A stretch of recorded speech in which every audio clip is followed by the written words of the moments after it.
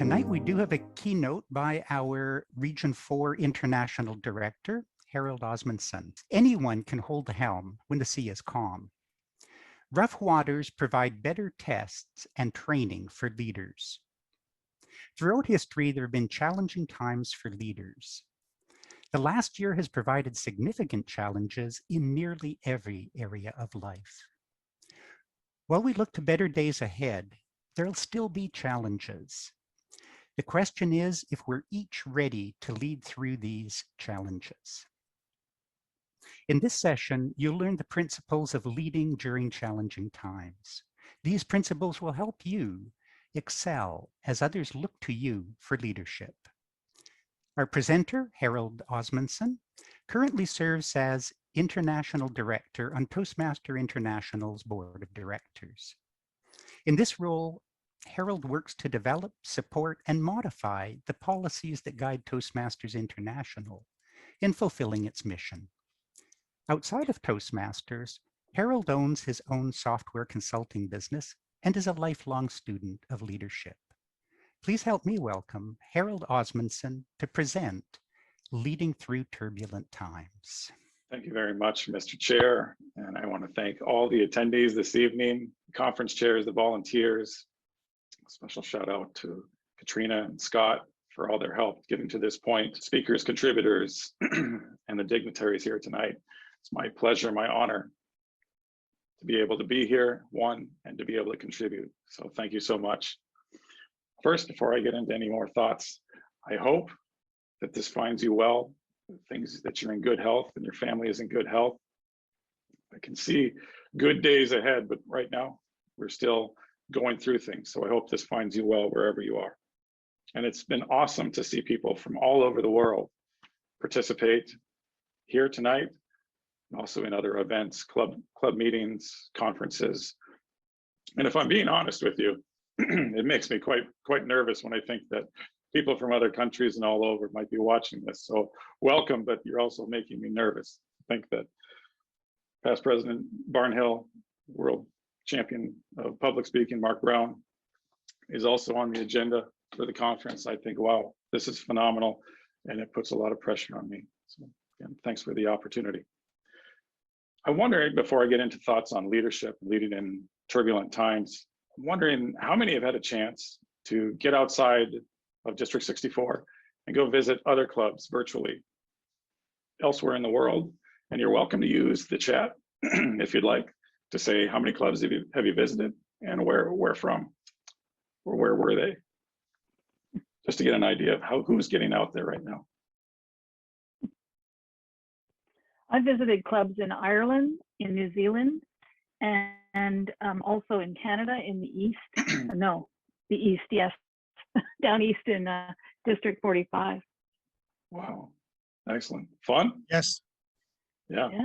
Yes, Harold. I've actually been to Dubai, District 105, District 4, which is California, and some others I can't think of at the moment, but certainly, and I've been able to speak at each of them, keynote at a couple of them. So it's been quite interesting and enjoyable as well. Awesome. Yeah, it's incredible when I think of the opportunities available to members now, to be able to get out, to meet others, to learn, to contribute all around the world, any day of the week. It's just phenomenal. These are times that kind of got pushed on us, but when I look at things, it was an absolute opportunity for us to really experience how global and diverse Toastmasters is.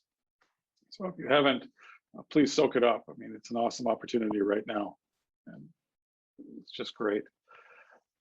What I want to do before I get into the next item, which is to think about leadership and talk about leadership, is if we were meeting in person, we'd have an opportunity to speak together, to enjoy a meal, or a drink, a coffee, a tea, otherwise, and you'd be able to share maybe your experiences, things that are going well, maybe some things you'd like to see. My role is to represent you. And while we have a certain format right now, what I wanted to do is, hopefully I've pasted this into the chat. You are welcome to contact me via email anytime. Just get in touch. I would love to know kind of how things are going for you. If there's certain aspirations you have in your journey, please reach out. You're also welcome to schedule a meeting. We'd be doing this in person at a conference, so let's try to do this as best we can in the virtual format as well. Please take advantage of it if you'd like. I'm here for you. With that, if I can, I'm going to give a shot at sharing a screen here, excuse me, to thinking about leading in turbulent times or leading through them. Right now, as was said, there's a lot going on. There's a lot going on in every area of life. And if we aren't being tested in one area, it seems like we're being tested in another. So why not talk about providing some ideas, maybe some tools, and an overall roadmap to think about how we can move through them as best we can if we're in a leadership role. And I said, how do we lead during turbulent times? But I think it really should be more about how do we lead during these times. These are fairly unique times, but I also think that we're always going to have challenges when we step into leadership roles, or we find ourselves into leadership roles. And although this might be a more extreme, more historic period, there will be other challenges. And when we climb one mountain, we have other mountains waiting for us. If we get promoted at work or take on additional responsibility, we find that there's even more waiting for us. And it gets back to this idea that I kind of have about the seas, and we'll use the metaphor of the naval metaphor and the just thinking about things in terms of the seas. You know, sometimes we have calm seas and sometimes we have rough seas on the right. Right now, I think for many of these are rougher seas. And we can look at that as perhaps in a negative light, but I also think of it as a way of really challenging us and developing us and looking at ways of refining our leadership skills and our ability to work through challenges. And so in that case, it's a great opportunity right now to think about how can I do better? How can I move through this in the future as well when these things inevitably will occur? You know, maybe not like this, but certainly there'll be more challenges. And in thinking about that, I came up with the idea that, again, challenges could be anytime, anywhere, and it's our leadership that makes the difference. No matter what the organization, it's really always leadership that makes the difference. And I love saying that when things are going great and I'm the leader, and I also don't love it so much when things aren't going the best and I'm also in the leadership role. So it's kind of a two-sided coin or a double-edged sword, I suppose. But it is a truth that I think is worth reminding ourselves that often how things go is up to us when we're in the leadership role. So here are some ideas in terms of leading for rough seas. And what you'll see in the upcoming principles and ideas, steps, they're not necessarily new. Actually, they're the fundamentals. But in times of, I guess we say, extreme situations, they're just more important. And it's more important to be focused on them and clear on them and to really exercise the essential items that we'll go through. So again, a lot of this will be things that you've heard before, but I just think they're more important and require as much focus as possible. So as we find ourselves out in the sea of life right now, and we're maybe experiencing rough seas, where do we go? Or if we're leading a club right now and we're experiencing lower membership, maybe people are taking a break, maybe other things are happening. We're trying to develop our meetings and get used to the virtual format and take advantage of it the best we can. Maybe we're in the same boat of we're leading a district instead and we're seeing these challenges. And you know, whether you're in that role or you're about to be in that role, or you think you will be in the future, these steps apply. I think the first step is to create a clear vision, to take out the telescope and to say, I'm here right now, but where are we going? And have a longer view of things. I'm a member of a club that we've lost quite a few members right now. I mean, we were doing pretty well, but over the last year, others have said that right now there's just too much going on in life. And as I work with the existing members, and I think, well, you know, things are challenging right now, there's no question. But I think what we have to look at is where are we going? You know, what's our future? What's the vision look like? And what that does is it clarifies, this is where we're going. It unifies our purpose, our unity of effort, gets us all aligned so that we know that we're We're heading in a certain direction. We don't know exactly when we might get there, but we know that we're all going in this direction together. It really inspires people to contribute. Pretty much anything that we look at in history, when we find that people went and achieved great things, it started with a vision, or at some point, a vision had to be established that brought people together to work towards something in common, and it gives us that direction. So if you haven't already, if you're leading the club, you're about to lead a district, you're going to lead an area, division, or whatever your responsibility is in or out of Toastmasters, we have to ask ourselves, have I created and communicated a clear vision? If not, this is the best time to do it. And once we have a vision,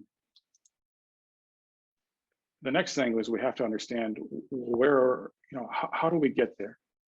Knowing that at some point in the future, we want to be in a given position. We wish to create a destination.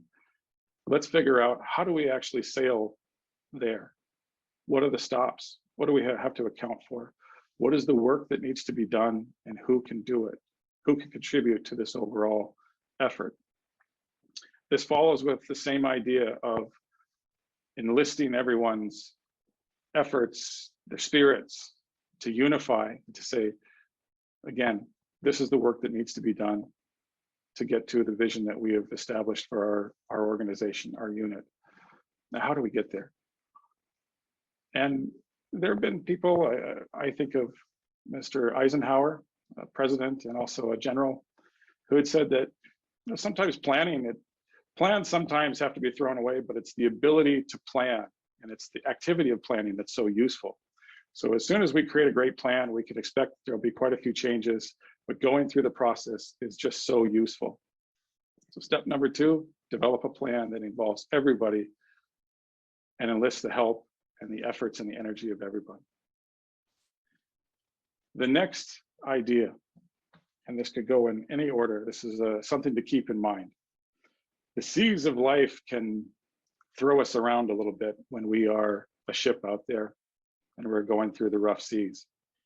And there can be emotions in life that are quite like the waves, where we're up and down, and that happens. That's part of being a human. But when it comes to thinking about our values and our principles, I would like us to think a little bit more, instead of being the ship out there, being this lighthouse that is taking the waves and taking pretty heavy waves. Things are crashing into it, but it's not moving. When you think about values and principles, those are things that I don't think are necessarily negotiable. And there will be challenges. I remember when my time in the Navy, taking a little bit from this example, where I read a story about a sailor who had made a mistake late at night. It was a mistake of a technical mistake that could have had big consequences. And thinking about things and thinking how he might lose a little bit of credibility and trust in terms of competence, he had decided to cover it up. And it actually worked. Nobody found out about this mistake. And he wrote this article later that said how much that really bothered him. Why did he feel like he had to cover up a mistake? He was just human, and we're all humans, we're going to make mistakes. But to try to cover it up was even worse. It was an integrity violation. And it was incredible to read that story. And it reminded me of the importance of principles and values and how we should stick to them, even if we're going to pay a little bit in the short term. We could all probably each share a story that's similar to that, where we realized sticking to our values and our principles, being grounded like this lighthouse, that's the way to go.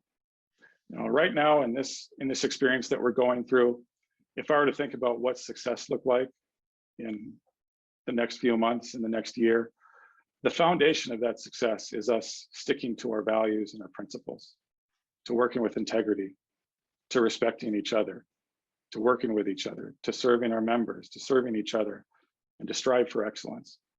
If we do that, again, that's a great foundation. I think that's going to lead to great things that we'll see in other areas. And then when this is over, and we go back to calmer seas, let's keep sticking to our values and living our values, because I know that that pays off in the long term.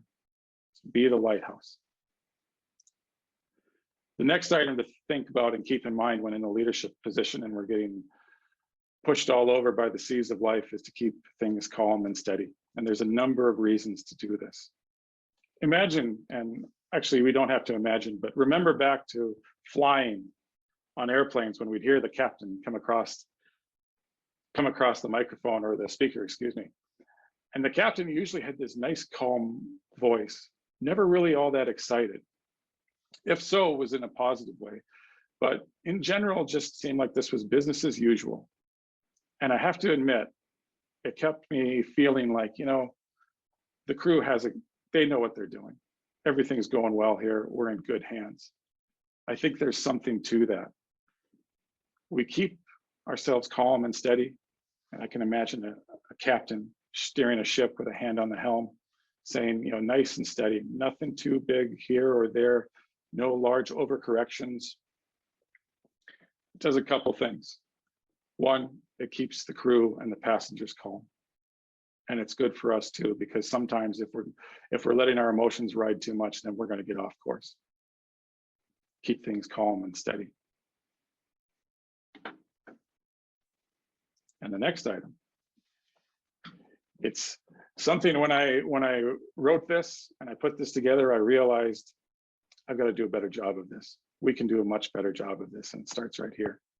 It's the idea of consistently communicating with those we serve.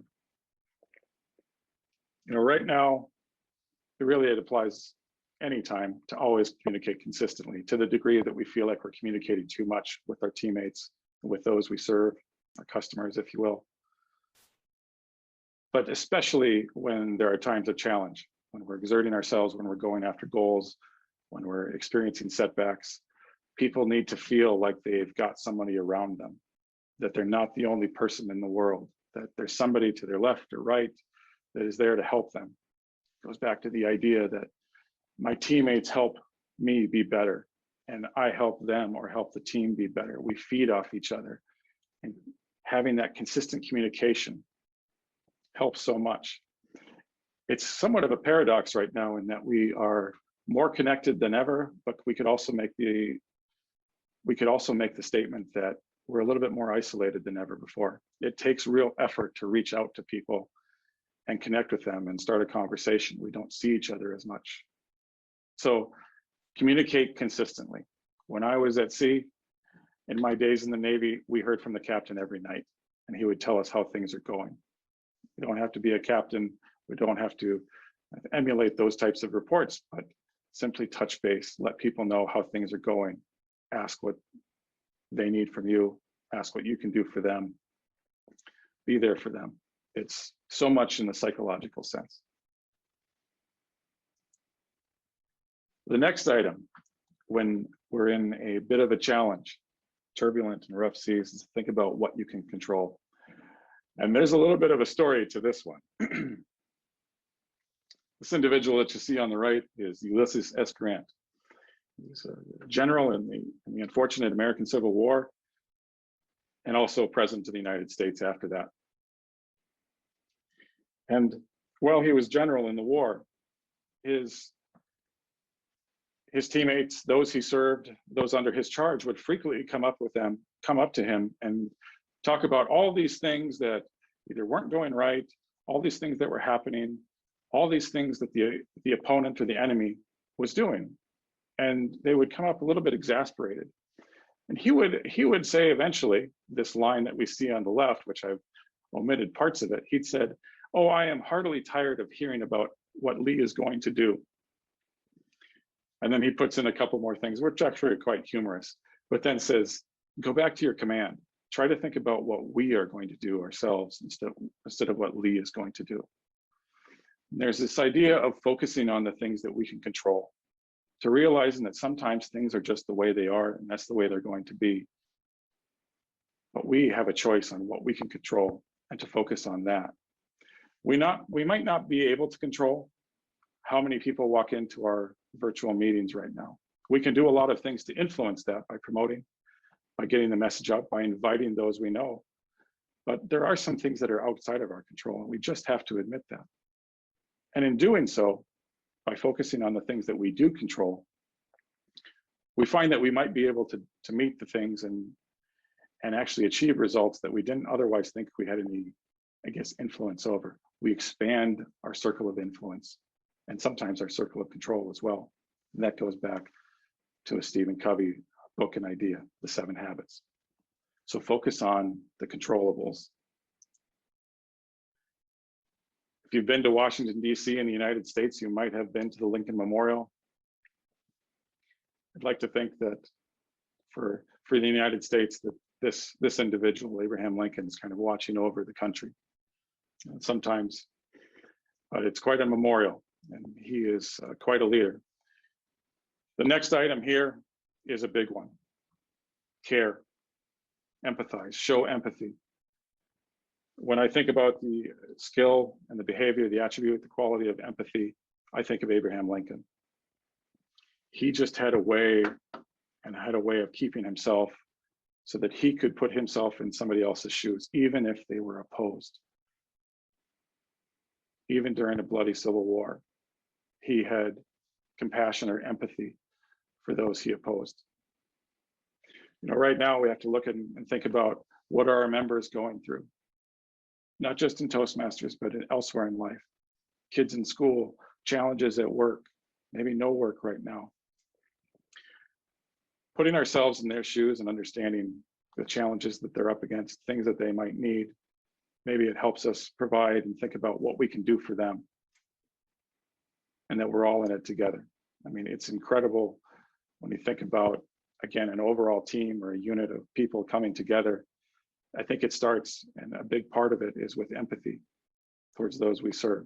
Get an understanding of what's going on. And it leads, an item that I did not put into was the idea of listening, making sure that we're listening to people. Much easier said than done. And that's another item to me that I think about. Okay, Harold, do a better job of listening. Every time we try to set out to do it, we do a good job, and then we realize we got busy. Care for and empathize with the people that you serve. Caring is probably 90% of it. Last item, when it comes to thinking, and when I come to think about leading through turbulent times. And this is really this capstone story here. It happened about a year ago.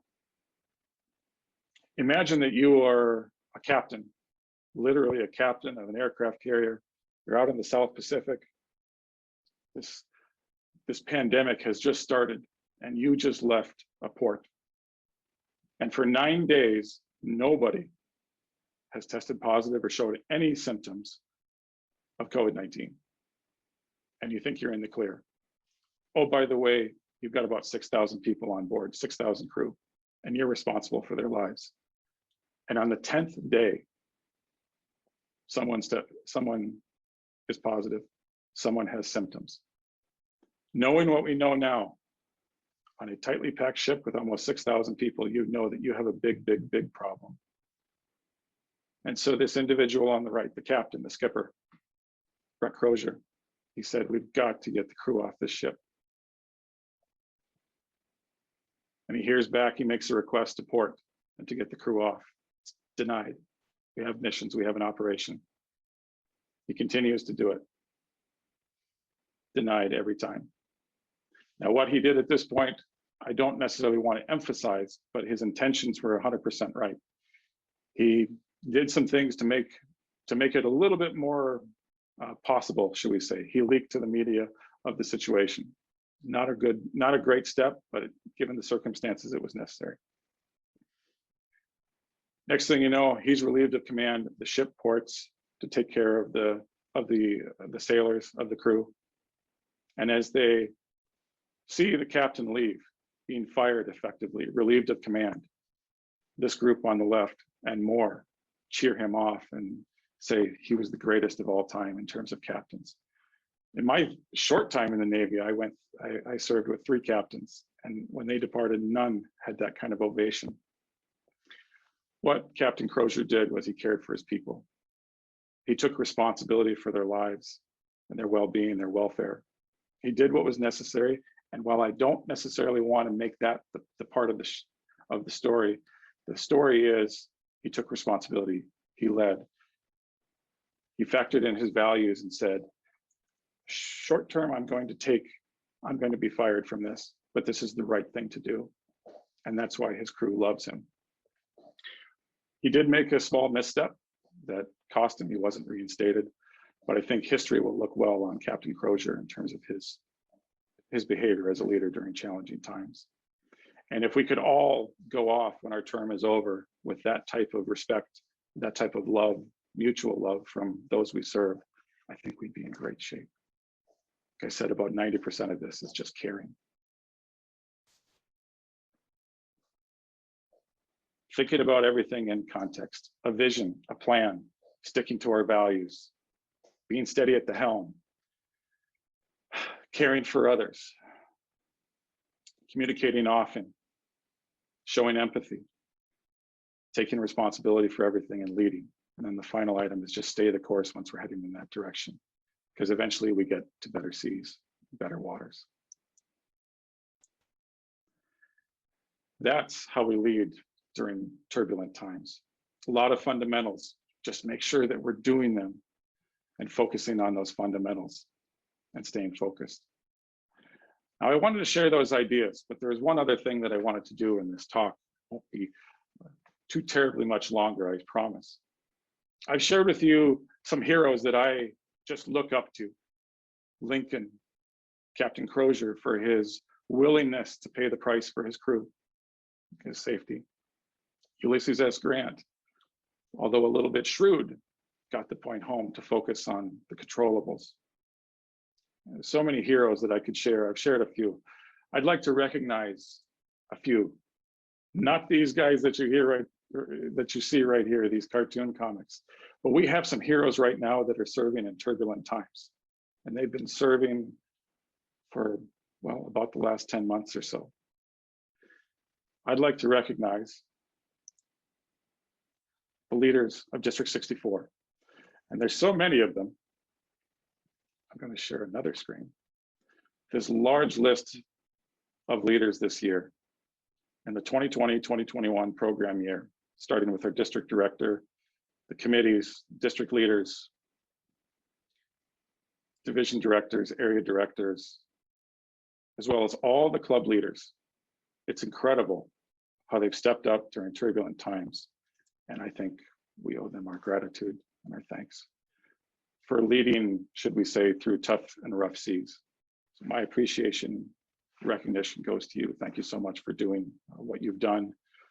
I hope it's been an awesome experience, and I hope we've learned as well. But my appreciation goes to all the leaders of clubs and District 64. Thank you very much for all you've done this year. I think the final slide is to say thank you for being here this evening. Sending my best wishes and appreciation. Hope again this finds you in good health. Thank you again for the opportunity to share a message with you. Good luck. Fair winds following seas, so to speak, to think about the nautical sense. Mr. Conference Chair, return control to you. Okay, thank you, Harold. Inspiring speech, getting us thinking of leadership in turbulent times.